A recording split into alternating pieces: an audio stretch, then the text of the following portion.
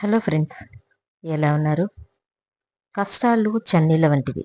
మొదట్లో ఇబ్బందిగా అనిపించినా వాటిని తట్టుకుని దృఢంగా నిలబడితేనే సుఖం మీ సొంతమవుతుంది.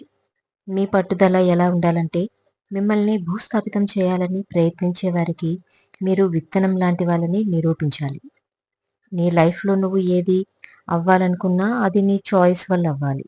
నీ సిట్యుయేషన్ వల్ల కాదు. ఎందుకంటే సిట్యుయేషన్స్ మారిపోతూ ఉంటాయి. మారకుండా ఉండాల్సింది నీ క్యారెక్టర్ మాత్రమే. శిఖరాగ్రాన ఉన్నవాడిని చూసి నిరాశ చెందకు. తను కూడా తన మజిలీ నువ్వున్న చోటు నుండే మొదలుపెట్టాడు. నగదును ఎవరి కోసమైనా ఖర్చు చేయొచ్చు కానీ సమయాన్ని మాత్రం అర్హత కలిగిన వారి కోసం మాత్రమే వెచ్చించాలి. మీ మనస్సును మీరు అదుపులో ఉంచుకోలేకపోతే అదే మీకు మొదటి శత్రువు అవుతుంది. ఆచితూచి వేసే అడుగు ఆలోచనలతో పడుతుంది. కానీ ఆచితూచి చూసి వేసేంతలో అక్కడ వేరే పాదం ముందుంటుంది. మనిషికి కలిగే కష్టాలు రెండే రెండు. ఒకటి నిన్ను బాధించేది, మరొకటి నిన్ను మార్చేది.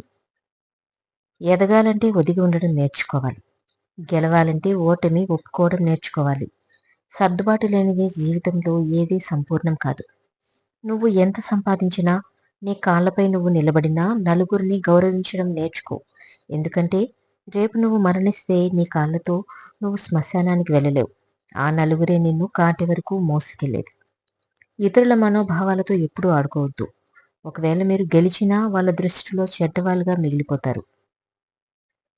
ఎవరో అడిగారు సమాజాన్ని ముందుకు తీసుకెళ్లడానికి ఏం చేయాలి అని. ఒక తెలివైన వారు ఇలా సమాధానం ఇచ్చారు: కాళ్ళని కాకుండా చేతులను పట్టుకొని లాగండి అని. మరిగే వేడి నీటిలో ప్రతిబింబం ఎలా కనబడదో ఆవేశంలో ఉన్న మనస్సుకు పరిష్కారం కూడా అలాగే కనిపించదు. సమస్యలు ఎన్నున్నా ప్రశాంతమైన మనస్సుతో ఆలోచిస్తే పరిష్కారం తప్పకుండా దొరుకుతుంది. సమస్యలు లేకపోతే జీవితంలో కొత్తదనం లేనట్లే. మీరెప్పుడూ ఓడిపోలేదంటే ఎప్పుడూ కొత్తగా ఏది ప్రయత్నించలేనట్లే. సుత్తితో ఒక దెబ్బ వేయగానే బండరాయి ముక్కలవదు. దెబ్బ వెనుక దెబ్బ వేయాలి. ఒక ప్రయత్నంలోనే విజయం సిద్ధించదు. ఎడతెగని ప్రయత్నం కావాలి. జీవితంలో గెలుస్తామా ఓడిపోతామా అనేది ముఖ్యం కాదు. సరైన దారిలో ప్రయాణిస్తున్నామా లేదా అనేది చాలా ముఖ్యం. గెలుపు కంటే పోరాటమే గొప్పది. ఎవరికీ మీరు వెలుగులా ఉండకూడదు.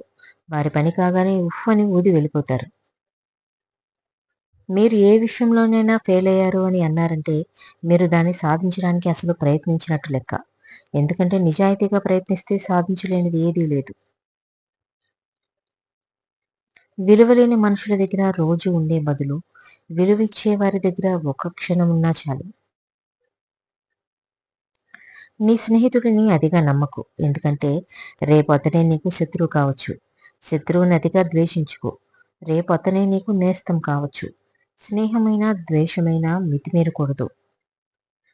మీ తప్పులను పొరపాట్లను మీ ఎదుటే చెప్పి మీ గొప్పతనాన్ని ఇతరుల ముందు చెప్పేవాడే నిజమైన మిత్రుడు.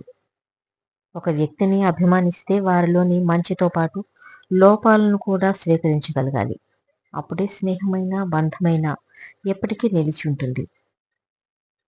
కాలక్షేపం కోసం చేసే కొన్ని వేల స్నేహాల కన్నా నీ కోసం ఆరాటపడే ఒక మంచి హృదయం ఉన్న స్నేహం ఒక్కటైనా చాలు. పరిచయానికి మాటలు అవసరం లేదు. చిన్న చిరునవ్వు చాలు. స్నేహానికి గ్యారంటీ అవసరం లేదు. నమ్మకం ఉంటే చాలు. నువ్వు బాధపడతావని అబద్ధం చెప్పేవారి కంటే నువ్వు బాధపడినా పర్వాలేదని నిజం చెప్పేవారినే నమ్మాలి. కర్పూరం చూడటానికి తెల్లగా ఉంటుంది. ముట్టుకుంటే చల్లగానూ ఉంటుంది. దానిని అంటిస్తేనే సెగలు కక్కుతుంది. మనిషి కూడా అంతే. ఎంత సాత్వికమైన తత్వం ఉన్నా గుండెల్లో మంటలు రేగనంత వరకు ఓర్పుగానే ఉంటాడు. మంటలు పుట్టిన మరుక్షణం తనలోని మరో మనిషి దర్శనమిస్తాడు. జీవితంలో మీరు కొందరితో వాదించాలి. ఇంకొందరికి నచ్చచెప్పే ప్రయత్నం చేయాలి. మరికొందరితో మౌనంగా ఉండాలి. చాలాసార్లు మీరు ఒకటి చేయవలసిన చోట ఇంకొకటి చేయడం వల్లనే ఇన్ని సమస్యలు వస్తున్నాయి. ఏ పరిచయం ఎంతవరకు సాగుతుందో తెలియదు కానీ ప్రతిరోజు పలకరింపు ఆ పరిచయానికి ప్రాణం పోస్తుంది. జీవితాన్ని మించిన గ్రంథం లేదు. అంతరాత్మను మించిన గురువు లేదు. అనుభవాన్ని మించిన పాఠం లేదు. సాధనను మించిన తపస్సు లేదు. ఏ వేలు పట్టుకోకుండా నడక నేర్వలేరు. ఎవరి సాయం పొందకుండా జీవితంలో ఎదగలేరు. నడక నేర్పిన చేతిని, పొందిన సాయాన్ని జీవితంలో మర్చిపోకూడదు. గెలిచిన వారికైనా, ఓడిన వారికైనా రోజులో ఉండేది 24 గంటలే. కాకపోతే గెలవాలనుకున్న వారు నిరంతరం కష్టపడుతూ ఉంటారు. ఓడిపోయేవారు అంతసేపు కష్టపడాలా అని బాధపడతారు. జీవితం ఎప్పుడూ సవాళ్ళను విసురుతూనే ఉంటుంది. వాటిని ఎదుర్కొని నిలిచిన వాళ్ళే విజేతలవుతారు. ఒక నిజం ఆ క్షణం మాత్రమే బాధపెడుతుంది కానీ, ఒక అబద్ధం జీవితాంతం బాధపెడుతూనే ఉంటుంది. నీ ఆనందాన్ని పంచుకునే వారికంటే, నీ బాధలను పంచుకునే వారికి ఎక్కువ విలువివ్వు. చేసే పని చిన్నదని సిగ్గుపడకు. కోట్లు కూడబెట్టిన ప్రతి ఒక్కరూ మొదట కోటికి లేనివారే అని మరువకు. తల వంచి ఒకసారి నన్ను చూడు, మరలా నిన్ను తలెత్తుకునేలా చేస్తాను అని మొబైల్ అంటే, తలదించి నన్ను చూస్తే ఎప్పుడూ తలదించకుండా చేస్తానని పుస్తకం అంటుంది. నీ జీవితంలో రంగులు వెలిసిపోయినప్పుడు నీ చుట్టూ ఉన్న వాళ్ళ అసలు రంగు బయటపడుతుంది. తట్టుకుని నిలబడు చాలు, మళ్ళీ నీ జీవితంలో ఇంద్రధనస్సు విరియక మానదు.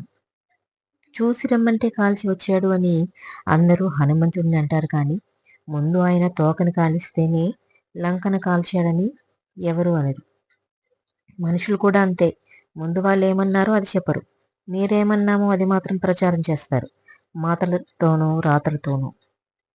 మిమ్మల్ని బాగు చేసే వాళ్ళు ఎవరూ లేరు, శక్తివంతులని మీకు మీరు భావిస్తే తప్ప. కొన్నిసార్లు నీకు నువ్వే భుజం తట్టుకోవాలి. ఎందుకంటే ఈ లోకంలో తట్టేవారి కంటే నెట్టేవారే ఎక్కువ. కోపంగా మాట్లాడే వాళ్ళని నమ్మొచ్చు కానీ, మనసులో ఏదో పెట్టుకుని నవ్వుతూ నటించే వాళ్ళని మాత్రం నమ్మకూడదు. క్షణంలో సంతోషం, క్షణంలో బాధ.